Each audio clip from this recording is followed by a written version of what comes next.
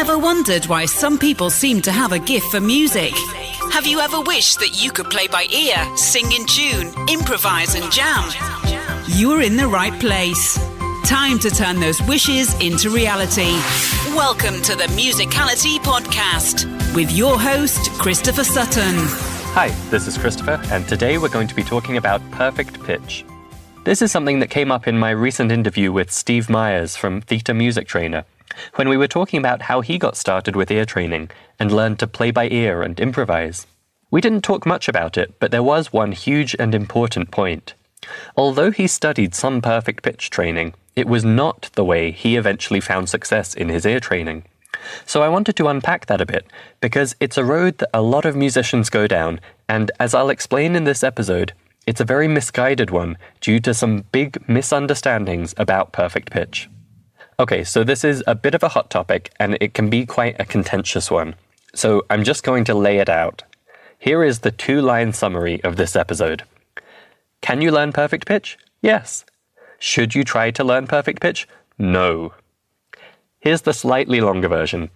Can you learn perfect pitch? Yes, but it's incredibly slow, and even if you work hard at it, it's seriously unlikely you'll actually get good enough for it to be useful to you. And there is a much easier way to get all the wonderful skills you're hoping perfect pitch will bring you. This show, the Musicality podcast, is a lot about trying to demystify the process of becoming more musical, to help you to see that even really inspiring and impressive musicians weren't blessed with an effortless gift for music. In fact, they worked hard to learn those skills, and that means you can too. Perfect pitch is a great case in point, because the idea that you need perfect pitch to be an amazing musician, or that you need to be born with it to stand a chance, and also the idea that learning this magical talent is the only way to become a great musician, these are myths and delusions that hold musicians back from achieving all they could. So if you've ever wondered about perfect pitch yourself, I hope that this episode will help to show you a better way. We're going to talk about what exactly is perfect pitch, why people want perfect pitch, can you learn perfect pitch, what is the alternative to perfect pitch, and why that alternative is so much better. Now, I might get a bit ranty in this episode, and I apologize in advance for that, but to be clear, I'm not bashing on perfect pitch. If you have perfect pitch, great, use it, enjoy it, more power to you. What I am bashing on is musicians who don't have perfect pitch thinking they need it to be great, or thinking that learning it is the best way to get an instinctive freedom and power in music. So let's dive in. What exactly is perfect pitch? Simply put, it's the ability to name a note you hear without any reference to a known note. So if you haven't heard any other music, and somebody plays a single note on a piano, and you can name that note just by hearing it, for example, that was an E flat. That is perfect pitch. Now, before we continue, we do need to clear up a couple of things that are not perfect pitch. Perfect pitch does not have anything to do with singing. Singers often talk about being pitch perfect to mean singing in tune. And yes, it's true that having perfect pitch can help you as a singer, for example, to sight sing something or to find the right pitch for your starting note. But always being in tune when you sing is something quite separate from having perfect pitch. The other thing which is not perfect pitch is if you already know a note's name or the key of the song, and then you're able to name other notes. To give a simple example, if somebody plays a C on piano and tells you it's a C, and then they play another note at random, and you can name that note, that is not perfect pitch. Well, you could use perfect pitch to do that, clearly, but if your brain is making use of knowing the name of another note you heard, that's actually relative pitch. You're comparing the two pitches and making a relative judgment. So I actually prefer the term absolute pitch to mean perfect pitch, because it makes it a bit clearer that this isn't about being always perfectly in tune, and it is about judging pitch in absolute terms, not relative to any other known pitch. I'll continue using the phrase perfect pitch for the sake of this episode, and because it's the term most people are familiar with, but normally I would actually call it absolute pitch. Okay, so with that cleared up, why do people want perfect pitch? Well, if we go back to the simple example of naming a single note out of nowhere, that's kind of cool. It's a neat party trick. I knew a musician, I'll just call him THJ to respect his privacy, And he used to have fun by announcing the notes of car horns and other random beeping sounds when we were out and about. That was pretty funny, and it is a beautiful demonstration of how much music can be a core part of someone, so that even random sounds in the street have a musical meaning. But beyond that kind of party trick, what is perfect pitch actually useful for? It's basically a shortcut.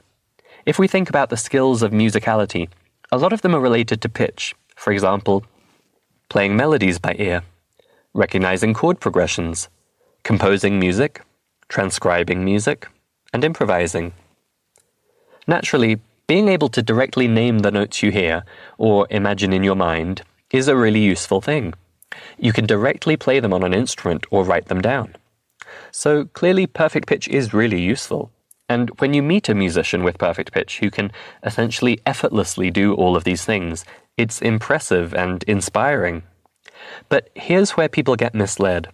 Perfect pitch is not the only way to do these things. We'll talk more about that in a minute, but first, you're probably wondering, if perfect pitch is such a cool shortcut, and it's so useful to the musicians who have it, can you learn it yourself? The answer to can you learn perfect pitch is yes, but only barely. The scientific research on the subject shows that in general, you need to be born with perfect pitch, or at least have it from a very young age. It's not understood what causes that, though there is a higher prevalence in countries where the spoken language is tonal, for example, Mandarin. It's not clear how much it's nature versus nurture, but anecdotal evidence suggests both have a role. Based on that, you might think, okay, well, I wasn't born with it, so never mind. But unfortunately, it's not quite that simple, and this is where musicians get misled. It is possible to develop some degree of perfect pitch as an adult. This has been shown in scientific research, and actually you don't even need to look at that research to see that this is true. The way I like to explain it is that actually we are all biologically capable of perfect pitch. It's just that our brains didn't think it mattered, so we don't interpret sound in that way. But there are clear examples that you can retrain your brain to care about perfect pitch. One example is audio engineers, the guys who work in a recording studio. It's normal for them to do ear training to recognize different frequency bands, for example, to be able to adjust the EQ on a recording or live sound, and to fix problems or enhance the overall mix. That is using a form of perfect pitch, where they need to be able to go directly to a certain frequency band. Experienced engineers can spot things down to a band that's a third of an octave wide, which is 4 half steps, corresponding to just a few notes. They're not going to have one specific note name, but they're getting pretty close. A second example is that if you ask someone to sing a song they know well, often they'll actually sing it in the right key. Their memory for that music has been stored with the absolute pitches, and they are exhibiting a kind of perfect pitch when they sing the right notes. That leads on to a third example, which is the one form of perfect pitch ear training which I do recommend, and that is memorizing a single reference pitch. Some musicians choose the A440 that orchestras tune up to. Guitarists sometimes pick the low E string, and pianists often go with middle C. The idea is just to pick one pitch and regularly practice trying to remember it and sing it, and then checking your answer. This can gradually reinforce your memory for this pitch and gives you a simple way to do perfect pitch-like tasks. More on that a bit later on. So clearly there is evidence that our adult brains are capable of learning perfect pitch. But here's the catch. To get to the level of instantly recognizing any note, and to do it even when there are multiple notes played at once, like in an actual piece of music, it's incredibly hard and slow going. I've been working in ear training for almost a decade now, and I have yet to meet or hear from a single person who has reached this level as an adult. What I have heard from is hundreds of musicians who have spent months or even years chasing this goal and getting to only a rudimentary level where they can recognize a handful of notes reasonably reliably. And generally they still can't apply that to more than the most basic musical tasks. There are a few common methods for trying to learn perfect pitch. One is the simple guess and check on a regular basis that I mentioned before. A second is to really listen deeply and try to hear the pitch color characteristic of each note. This method is popularized by a very well-known ear training course.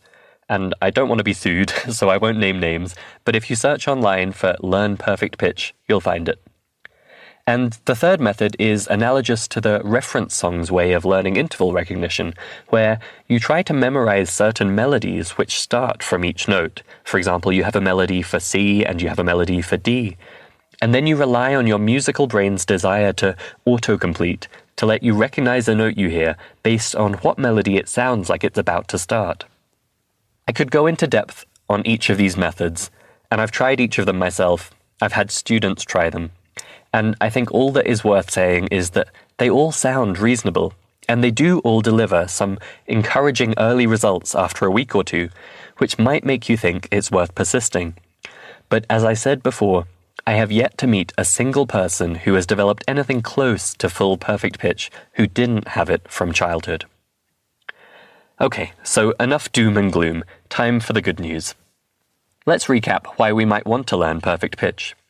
We said that it could help you play melodies by ear, recognize chord progressions, compose music, transcribe music, improvise, and do party tricks. The good news is that there's just one of those where perfect pitch is the only way to do it. Can you guess which one? There is an alternative to perfect pitch, which can help you do all of the others. Play by ear, improvise, transcribe, compose, and that alternative is relative pitch. Recognizing notes not in absolute terms, but relative to the other notes around them. This is how our ears naturally interpret music, something I talked more about in our recent episode on solfa. Relative pitch is the kind of ear training which Steve Myers succeeded with, and which led him to develop the highly successful Theta Music Trainer. It's the kind of ear training we focus on exclusively at Musical U, because it's the kind of ear training which lets you quickly and reliably learn to do these amazing musical skills. So the one thing relative pitch can't do for you? Yes, it's the party tricks, like declaring that a car horn is a B-flat. And actually even those are within reach if you use the reference pitch method and a well-developed sense of relative pitch. I'll put a link to more about that in the show notes. With relative pitch ear training, it doesn't matter what musical abilities you were or weren't born with. It doesn't matter if you're young, middle-aged, or retired. It just works. It can be adapted to suit any instrument, and it can be used for any pitch-related tasks in your real musical life. With the right kind of training, it can be a matter of months before you're freely and confidently playing by ear or improvising. And it can absolutely get you to the level where other people see what you can do and assume that you must have perfect pitch. I'm not going to talk more about relative pitch for now. This episode is already running long, and it's something that we'll be covering in depth in many more episodes of the podcast. And I'll put links in the show notes so that you can learn more about it if you want to take the next step. I hope this discussion has been useful for you if you've ever wondered about perfect pitch, thought about trying to learn it yourself, or if you're already a few months into trying and you're starting to wonder if it's ever going to work out. The good news is that all the skills you've been craving are learnable, but perfect pitch is not the solution. Thank you for listening to the Musicality Podcast. This episode has ended, but your musical journey continues. Head over to musicalitypodcast.com, where you will find the links and resources mentioned in this episode, as well as bonus content exclusive for podcast listeners. That's musicalitypodcast.com. Hey there, Christopher again. Just a quick word before you take off. This podcast is brand new, and I have two things to ask you. Number one, if you're enjoying the show, please go to iTunes or wherever you get your podcasts, subscribe to the show, and then rate and review it. This would mean a huge amount to me, and it really helps us get the show out there in front of more people, and that means helping more musicians just like you. The second thing is, I want your feedback. What do you think of the show? If there are things you love, hate, or would like to see us add, if there are guests you think we should interview, or if you have a burning question about musicality that you'd like us to answer on the show, please shoot me an email. It's hello@musicalitypodcast.com. Thanks so much for listening and for subscribing, rating, and reviewing the show. And thanks for giving your feedback to help us make the